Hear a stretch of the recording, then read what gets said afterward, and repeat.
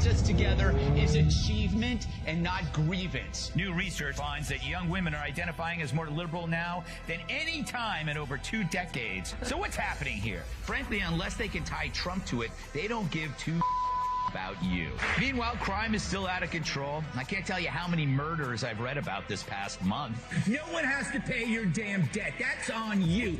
I know, you got inflation, you got crime. We're on the brink of nuclear war. You gotta wake up to this.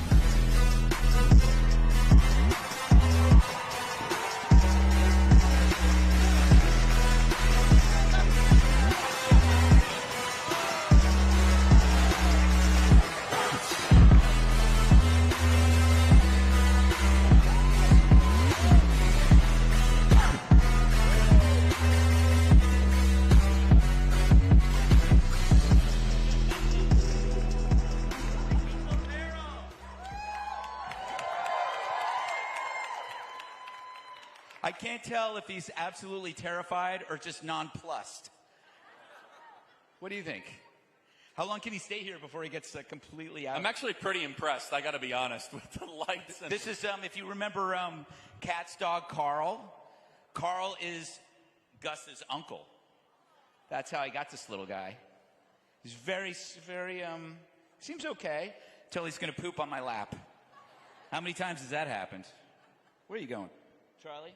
Greg, do you want me to unload him? Should I keep him here, or what do you want? It's all you. You're... All right, Gus, say goodbye to everybody. Here, you guys do, let's do some crowd surfing. Want to do some crowd? That would be so bad. PETA would be all over me. Here you go. Good job, Gus. That was pretty good. I was scared. Greg, welcome to Phoenix. Thank you. Thank you. Thank you for having me here. I love TPUSA. I love coming here. And everybody's nice. Last night I came in, nobody runs all over you and jumps on top of you. They're very, very respectful. Yes, we train them that way. So Greg, I first want to say your show is doing amazing. It is, I want to make sure I get this right, the #1 show in the 25 to 30, 25, 40 demographic, right? Yeah. So last year we were talking about how the show was becoming successful and we were beating Kimmel and Fallon. And we were talking about, okay, the current late night person is Colbert. Now, and we were beating him once in a while. Now I'm #1. I mean, it's like, so, yes. And it's in the, what is called the young person's demographics. It's because they always like to talk about how the Fox audience is like your parents and your grandparents and their parents, which is true because the audience is so large. So if you have a large audience, you will have a lot of older people, but we also have more younger people than MSNBC or CNN combined, and Comedy Central. And I loved coming on. One of the best parts about coming on the show is you make your guests feel so comfortable because you actually laugh at their jokes. Yeah. And I was like, wow, Greg laughed at my joke. I actually... But that's, even if it's not funny, Charlie, I will laugh. The secret, I've said this to you before, I'm a broken record. The secret to the success of the Five and Gutfeld is teasing. Yeah. And if you have people around, if you can't make fun of somebody or laugh with somebody, then you have no chemistry. And I think that's what Kat and Tyra, we have great chemistry. If you look at the Five and you look at Dana and Jesse and myself, us three, it's like a really well-oiled machine. And now you have the judge and you got Harold and Jessica and what's that guy's name with the mustache? Anyway, Geraldo. But anyway, you can tell it's like a band. Everybody's got an instrument to play and it's fun. But then if you compare that to other things, other ensemble shows on CNN or MSNBC, you can see when it's bad. You may not notice when it's good, you'll get used to it watching the Five, but when you notice when it's bad. Like Morning Joe. Yeah, Morning Joe is terrible. I don't know which one's the puppet and which one's the puppeteer. But I do miss Don Lemon handing off, or was it Chris Cuomo handing off to Don Lemon? Both are gone. The fact I didn't even know they were off CNN goes to show how irrelevant they are. I really didn't even know that. No, according to Don Lemon, he was promoted to the morning show. Oh, promoted, Yes. right, to the desirable 10 a.m. to Yes, noon exactly. demographic, right, with their over-the-top ratings. So you mentioned something interesting, Greg, which is at the core of the success of your program is teasing, which therefore, in order to be able to tease or receive teasing, you must not take yourself too seriously. Amen. And that is the 11th commandment of the left, thou shalt take themselves seriously. This is what is killing the left, is that if you take yourself seriously, no one wants to be around you. Yes. And the right has always been used to being made fun of. Like, we're always the villains in movies. We get it. And we're interested in economics, capitalism, so therefore we must be greedy. Okay, we'll take it. But it's like, you can't make fun of them. And so that's why, so now you're seeing the whole comedy sphere being taken over by really ballsy comedians. You start seeing it in England, you see Ricky Gervais, or Russell Brand. Russell Brand was a big-time leftist. Not anymore. And it's because he understood that leftism was suffocating comedy. And in the teasing thing, that's a great correlation you made. The teasing thing is that kind of like that hotel room flashlight, where you try to look for that's how you can tell whether somebody has a sense of humor or not. And like, if you start making fun of a leftist and they get pissed off, you're seeing this now with Twitter. It's like they were laughing their butts off when somebody would be permanently banned. But you give them a 1-day suspension or a 7-day suspension, they call it a massacre. Did you notice that? No, genocide. Genocide, yes. They don't talk about fentanyl. They don't talk about the crime epidemic. But wait a minute, you suspended Taylor Lorenz? Oh my God, is somebody do a welfare check on her? Well, I could go on about Taylor Lorenz. By the way, we have more knowledge about when Jesus Christ was born than Taylor Lorenz. You ever seen her Wikipedia profile? They say she was born anywhere between 1984 to 1987. It's a general range of dates.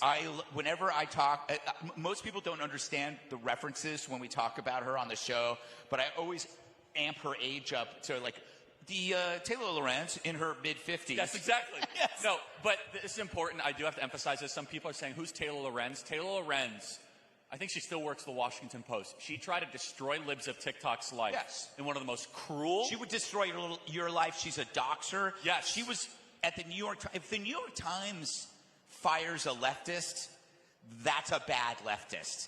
Because generally they don't. They only fire conservatives. But they even knew she was psychotic. And there are some people, when you look at them, you can see if they got crazy eyes. She's crazy eyes. You mean like Sam Brinton? Sam Brinton. Remind people who he is, because I don't know if that's a Sam household Brinton name is yet. an American hero, the non-binary chief assistant of nuclear cleansing, whatever, shaved head, bright lipstick, no pedigree whatsoever, except some pretty impressive majors at MIT, but no sources whatsoever. It's like he doesn't get cited for anything, but he gets this major job in the government. And why? Because he ticked the intersectional boxes. It's the toxin of wokeness. It doesn't matter if you're incompetent. And of course, what happens? So the crazy eyes thing. When you see somebody that is clearly not well, you can see it. But wokeism tells you that it's on you. It's your fault if you see it. So you look at this guy who dresses up publicly in S&M and walks men on leashes, right? But no, you're the weirdo. How dare you? He calls it puppy play. So anyway, for those of you who aren't aware of this, he's gotten busted. He has a really weird penchant for stealing other people's luggage. It's creepy. Women's luggage. Yes, so what he'll do, and talk about stupid. So there's no more surveillance in the world than in an airport. It's more than a bank. It's more than a bank. And he'll go in and he won't check a bag, but he'll take a bag.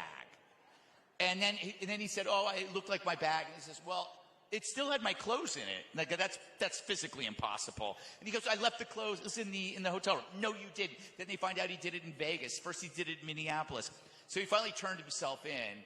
And it did give me an idea for a game show called, I think it's going to call Baggage Carousel. Or whose luggage is it anyway? Yes. That's better. I hate you, Charlie. See, I imagine a game show where baggage is just going around and the contestants have to grab it and you never know what's in it. But whose bag is it anyway? Pretty good. Yeah, but I think what's so interesting about the story, though, is anyone who dare notice, and that's a theme I want to explore with you, Greg, is the crime of noticing. We were called bigot, anti-trans, and actually, in reality, it's like, okay, this person has, I believe, deep-seated mental problems. I don't want to trivialize that. He is in charge of something rather significant, right? It's not as if he was in charge of, you know, like he was like a dog catcher for the Sacramento, you know, local, you know, mosquito abatement district. Okay, this guy's in charge of getting rid of the nuclear waste. I mean, correct me if I'm wrong, there's something of that, yes, right? Exactly. That's exactly what he does. If you don't do that correctly, I would imagine you would have like a Chernobyl type. I mean, it's a high stakes but game. it doesn't matter. It doesn't matter because you feel good that you hired him. It doesn't matter if a disaster is looming. It's important that you are so progressive and that, you know, oh, my friends are bigots. They don't understand this. I always go back and I think about the families of a sibling or a parent who's going through this. There's a recent Navy SEALs guy who transitioned, Chris Beck. Yeah, and then made an announcement it was a mistake. That it was a mistake. And when you listen to him talking about it, it's like, duh. But imagine his family at the time he was going through that and being forced into silence because of this idea that if you disagree. So you're sitting there, you're going like, man, I don't want my brother. I think my brother's got an issue. He's courageous. He's, you know, won so many medals as a SEAL. And he's saying that he wants to be a woman. And there's something wrong here. Why can't we talk about it? And what happened is in this trans movement is they are smart enough to know that if they can silence you and keep you from talking about it, then it's over. And so that's why it's amazing. You know, there's this, people might be too young to remember this. There was something called conversion therapy. If they thought that your child would be gay, they would like try to make him ungay. But it was all psychological therapy, maybe some aversion therapy, and it was wrong. Now, the people that claim that it's wrong are willing to mutilate children. So it's like, okay, if your son is expressing effeminate features, or your daughter is expressing masculine features, surgery is the answer. That's frickin' Nazism. It's insane. And there are doctors. There are pediatric associations that are doing this, and you can follow the money and find. And it's like they'll talk about a patient. They'll go like a patient can give you hundreds of thousands of dollars over a period of years because of the hormone blockers. Yes. And it's. I said this on I don't know what it was. Maybe it was Friday's show. I keep going like, where are the adults? Like there used to be people. Exactly right. It's like where are the people in your community, whether it was the doctors or law enforcement or political leaders who go like, this whole thing is full of crap. Well, no one's doing it. Well, it's because, Greg, where are the men? Like, yes. Let's be more specific, right? But, you notice who are stepping up in the parents' meeting are moms. Which is phenomenal, and it's admirable. Yeah. And that is actually primal when it comes to... What are we scared of? This is an interesting thing. It's like, what happened that made us scared? Like, we were scared... Well, the cancel culture exploded. The idea of being called a racist or a bigot. But if all of us aren't that, and we just said enough, yes. They're done. You take the power away. We're living in a time of delusion. Like this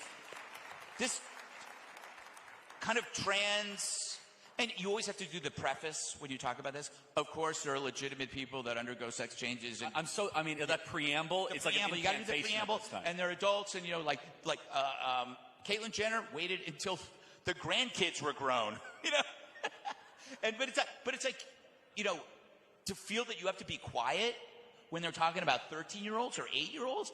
Hell no. You notice I don't swear as much anymore. But it's like, no. It's like, it's worth getting canceled. It's worth it. Yes. There's no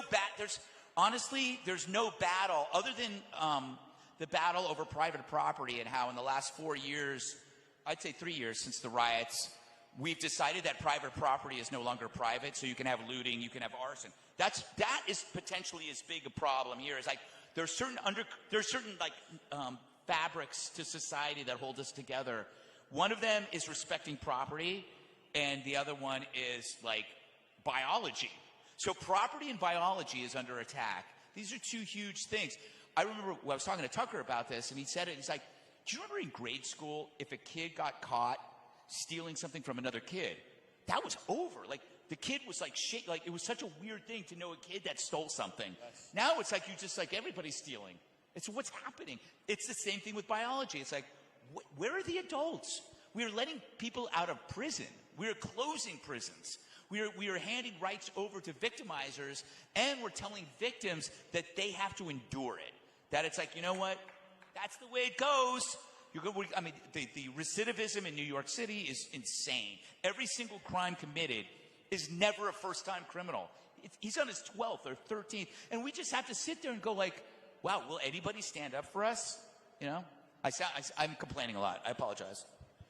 Well, no, and Greg, this is important. This is comedy, people. Well, but this is how this all connects, right? So the lack of response, or without challenging the lie of the DEI, diversity, equity, inclusion, it becomes policy very quickly. So what begins on a college campus, what begins on your cable television program, what begins on Twitter, will then soon become policy. I have to say, when I was doing like Red Eye or The Five and talking about what was happening on campuses, it was under this mocking assumption that it stayed on campus. It's like, oh, wait till these people get out in the real world, right? They're not going to get a job. These gender studies majors, these woke, they didn't have a word, it wasn't woke, but let's say PC, progress. They can't get a real job. Once they need to, the first time they have to pay a bill, they become an adult. The first time they pay taxes, they'll become a conservative. Boy, was I wrong, because they got jobs. Because of DIE, because of what's that other thing that's dealing with corporations? ESG. ESG, which sounds better than it is. What happened was you had middle management hiring these people that have nothing to do with profit or competence, but are you ticking the right box? And where did they go? They went into human resources, and in human resources, it just continues the churn. This weird churn of like, it has nothing to do with the competence. And then what it does is it creates a discomforting workplace where, why is this person here? Why is this person reporting? This person feels insensitive. But my point is, I was wrong. I thought that this stuff would end. But no, Disney. Look at Disney. What happened to Disney? Look at American Girl. So American Girl, I don't have kids. I didn't know about that book, but I did that. I think I did it on my show. They have a book about like yourself. It's one of those soft titles. Whenever you see a children's book that has the word body in it, bad news. It's like your body, yourselves, my body. And so I'm looking at the pages, and they're talking about like, you know, if you don't like your gender, there are places that you can go to without telling your parents, and we have resources for that. And they have like all these different names. And I'm going, okay, this is American Girl, the most overpriced toy store in the world. Right? I was talking to Tyrus. Tyrus was saying like, you know, you buy these little toys for the doll, and he said like buying like a washing machine was like $70. It's like, so now you understand why they do the woke stuff. The woke stuff is their shield against being called greedy capitalists. So all of this wokeism, which is energized by China, they want our companies to be obsessed with this stuff. Is so like, oh, like, I'm not greedy. Look how many special days we have, right? If you work in a company, how many special days are there? It's insane. And sometimes they overlap. Like there'll be 2 special days. Like there'll be Pan Icelandic, and then there'll be Trinidad and Tobago, and it's like you're going like, what is going on? It's like there's so many, but it's like this is to protect themselves from being the bad guy. And all they have to do is throw money at this stuff, and they think it goes away. So there's 2 really smart points here, which is wokeism becomes a shield, a almost Iron Dome missile defense system of the most unethical behaviors of corporate America. But think about this, and I know you got a lot of football fans out there, but we got to talk about why wokeism was so important to the NFL.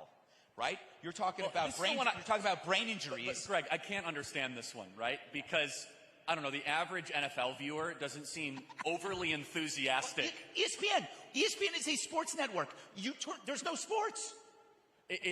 increasingly less and less. But you're right. You're right. It's like, so they're looking at the sport like this is a great point because Disney appealed to people who don't go to Disney, activists. Yes. NFL appeals to people who don't watch football. So they were appealing to, say, I would say mostly publicists, public relations people that are on the kind of like the exterior of the industries, of all industries. Yes. So they're the ones that go like, they're the white guilty liberal that'll go like, oh my God, this is so great, we should be doing this, blah, blah, blah. And it's like, no, the people sitting at home want to watch a football game. They don't want to be lectured to. Disney, same thing. Or those like just nauseating helmet stickers they put on the back of their helmet. It takes all of us. Like, shut up. Like, you're making $9 million as a black guy. I don't need to hear about how it takes all of us, okay? But how about you go give half your money to school choice in inner city Detroit? It takes all of us. No, it doesn't. Like, you go give your money. But I mean, you gotta. But there is a mechanism behind this, and the mechanism is stay away from the brain injury stuff. That's what it's like. It's like, again, wokeism is designed as a shield. So if you look at every company that is doing wokeism, you could almost always find a reason. It's like the old follow the money, follow the guilt. Ooh, that's a good one. That's really good. Follow the guilt. Do you have a TV show where you could talk about that? If only I had another show, Charlie. Yes. My God. But no, that's what it is. That's so smart. Follow the guilt. So basically you have people that have become fabulously wealthy. Hollywood celebrities. Yeah. The promoters of FTX. Yeah. But think about this. Brady's going to be fine no matter what he loses. Imagine all those offensive linemen who, like, he said, hey, throw some money. You got to buy some. Imagine all these young guys that didn't know any better. Because I find it interesting. So it's billions and billions with thousands of victims. And maybe that's why you don't hear that much, because the money, like in a Ponzi scheme, is 2,000, 5,000, 10,000. So they're good. But there was a school union, was like 90 million? Well, the Canadian pension fund, Alberta or something, they put in a ton of money, and they lost it all. But Bankman-Fried was playing the game. It was too big to sustain. But he was able to understand, hey, I just have to give money to the correct politicians, say the right stuff. I won't get investigated. I won't get criticized. You mentioned something that I want to make sure we go back and reemphasize, which is you thought that the nonsense that happened on college campuses would stay there. Right. The equivalent metaphor I would use is we thought the gain-of-function research in the Wuhan Institute of Virology would stay there. Yes. And the same way the mind pathogen on college campuses has leaked and infected our entire society. Exactly. And when you talk about it, the people defending it will say it's necessary, and it's not I love the fact that with the leftism, it's necessary and it's not happening. You know what I mean? Oh, it's not as bad as you think, but it's necessary. There's pick your side. Either be proud of it or say it's not happening, but don't say, oh, that's what the gain of function. They're still going on. It's still going on. And Michael Anton had a great piece where he said, it's not happening and it's good that it is. Yes, exactly. And it's just that's almost everything that happens in society, right? Yeah. Which is, hey, the border is perfectly secure, and it's a good thing that 5,000 people are coming into our country every single day. Exactly what it is. It's like the border is fine. And they go, but you see, but that's... No, but it's every example. For example, it's, hey, there is no 9% inflation, but it's really good that prices are going up. Yes. Wait, which is it? Yeah, exactly. Yeah. I guess in that term, what's it called that everybody keeps using? Oh, God, where they... Paradox, contradiction. People lie to you. And gaslighting. It's like, see, I hate it so much I can't remember it. But it actually is gaslighting. Yeah, gaslighting is way overused. It wasn't overused a couple years ago, but now it's everywhere because it's true. But because it's true. And by the way, gaslighting comes from a 1930s play where literally a guy was psychologically manipulating his wife by slightly turning down the lights. Yes. And she said, why is it getting darker in here? And he said, no, you're crazy. Yes. And so then it became, in psychological literature, 40s and 50s, actually a clinical term of manipulating somebody to say don't believe your lying eyes, essentially. I'm going to repeat that entire story on the 5 tomorrow and pretend that I came up with that.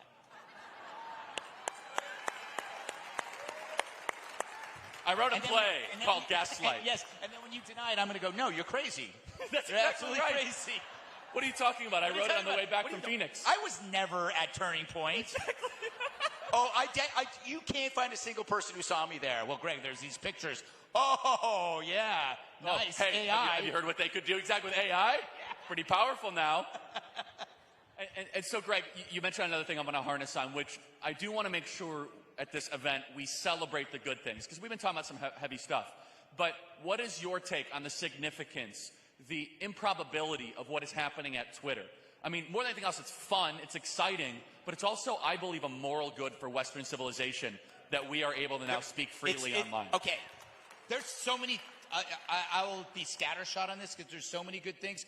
Number one, I did a monologue called, I think it was called the Four Horsemen of the Apocalypse, and I said something like, they got media, they got the arts, and they got academia, they're going to go for social media. And that's the way that's what happened until now. So finally, we actually are taking something back to a guy who is willing to spend $44 billion on a principle. And you can tell, when you look at, the greatest thing about this is that he's not just running Twitter, he's using it. He's using it in front of you. He's not doing everything, like all the people that are complaining were doing things behind closed doors. He's doing it right in front of you. He goes, okay, I'm going to suspend you. And then he goes, should I keep these people suspended? You guys decide. Musk is showing you how easy it is to do something if you have a single idea. It's like if you have a principle, you don't have to think that much about what you're going to do next. You just do the right thing. That's so, yeah. You know what I mean? Which, by the way, corporate America has no idea how to handle that. Yeah. They're like, wait, you're driven by ideals? Yeah, it's like, wait a second. We don't do that around here. How many meetings did you have before you suspend? I didn't have any meetings. I just said, hey guys, this person doxed my plane. We're going to put him on for 7 days. And they're like, okay. And you go, you didn't have a meeting? Why would I have a meeting for that? Seems so easy. So he is a singular, he's a heroic force right now, and it's great.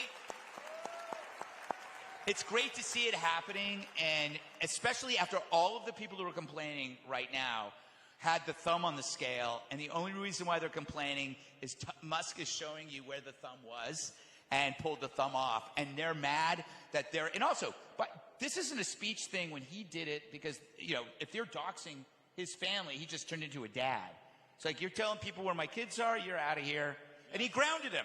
That's what he did, and they cried like little babies. Who cares? And I loved what he said to them. Maybe 7 days off Twitter will be good for your soul. That's what a dad would say. I would never say that about Fox News. Like, I would never, you should stop watching my show for 7 days, because then I would get in trouble. But he's like, look, you know what? Get off Twitter for 7 days. It might be good for you. It was such a great line. And not to mention, he's releasing the Twitter files. They get so angry. And by the way, you know why they're angry? Because you're supposed to cover it up. Yeah. Yes. Powerful people, when you inherit something that another powerful person did that was wrong, you shred, destroy, smash, or bleach bit. Powerful people never tattle or leak on other powerful people. That's like an unspoken pact of the Aspen ski lift. Yes, right? exactly. Which is, hey, I got your back in case in an M&A I find out that you were, embezzling money. Yeah, and then when something big comes out, they're like, oh yeah, everybody knew. Going back to the Weinstein thing, or the Italian Silvio, the prime minister who had these orgies. Everybody knew. All of a sudden, everybody in power knew about it. Yeah, which one? But Silvio Berlusconi. Turns out he had these like crazy underage things, and it's like, oh yeah, everybody in power. Oh yeah, that's those. Why didn't you say anything? Oh, perfect. Epstein. Oh, that's no surprise. I said, well, it is to us. We think it's weird. But it's also, I just got, there's a lot of media here, and the media smears all of you as conspiracy theorists far too often. And the thing that you have to respond with, if you ever called that, say, hold on a second. 10 years ago, if I were to mention that a former president was flying on a private jet to an island with underage girls, you would have smeared me as a conspiracy theorist. So maybe you should expand the horizons of what is possible and what is happening, and stop calling people names and entertain that there might be more to the story actually unfolding. It's kind of, look, if there's an incident that occurs, they look to media for that narrative. Yes. And the narrative is controlled by the people that control Twitter. They turn that faucet off, they turn that faucet on. You ever notice how there's no news during the holidays? That's because all the media went on vacation. It's a narrative. There's no news. There's no news when they're at the Hamptons. It's so strange. So it's like, so what Musk has done is say, hey, you remove the power source. That's a big deal. That's a big deal. That means all of those things that were silenced, the 50% of stories that you never saw now reappear. And all of a sudden, you start noticing on your feed that there's no more crazy people coming after you. And it's just strange. But now you're seeing real stuff. Before, you thought you saw the news. You didn't see the news. You were seeing manufactured narratives from a select group of progressives. That's done. And it's too hard for them to make it. The best testament of this is watching them try to make a new Twitter, and it's called Mastodon. Have you seen this? It's hilarious. If you think of a worse name. Mastodon, by the way, is a great metal band. It's not a liberal social media entity. It just sounds really dark. So, I mean, if I were to name a James Bond villain, Mastodon. Yeah, but it's hilarious is they're banning each other. They're banning. So some leftist goes, I'm done with Twitter, and that person goes to Mastodon, and that person linked a New York Times piece, got banned from Mastodon for linking a New York Times piece. So it's like there's nothing more pleasurable than watching the left, eat their own. Mastodon is where the big meal is. You said something super smart the other day where you said Twitter is the assembly line of elite opinion. Yeah. Which is exactly right, where it kind of gets put together. All right, so we only got a couple minutes remaining here, Greg. We have a massive student audience, a really big student activist army at Turning Point USA. I always like to have you talk about, what it's like to be in a community where you are not in the ideological minority. You live in one in New York City. The importance of speaking out, how you developed your career. Just riff on that a little bit. I've said this. I think I said it the last time I was here, and I'm going to say it again because I think it's the most important thing, because I wish somebody had said it to me. When you're outnumbered by somebody about an idea, let's say it's abortion, something that's like and you're in a situation on a campus, there's 7 people just laughing at you. You really don't. But the whole thing they always say to you is, you really don't believe that, do you? You really don't believe that. Come on. Now, somebody's done that to you about something. Your answer has to be, why is it important to you that I agree with you? That's step one. Because that forces them to ask themselves why they need to have a group. It's like, why is it important for me? Why is it important for you to have me agree with you? And then the second part is, and I want to phrase it carefully because it's poignant. Why would I, meaning you, why would I put myself through this when I could just be you? Why would I choose to be ridiculed by you people when I could just be you? Why am I doing that? Do you ever wonder that? Do you ever wonder why I'm suffering the slings and the arrows? Do you ever wonder that maybe there's something more to this than what you think it is? Why should I join you? My life would be so much easier. But I'm not. Do you ever wonder why? I don't even know if there's a response to that.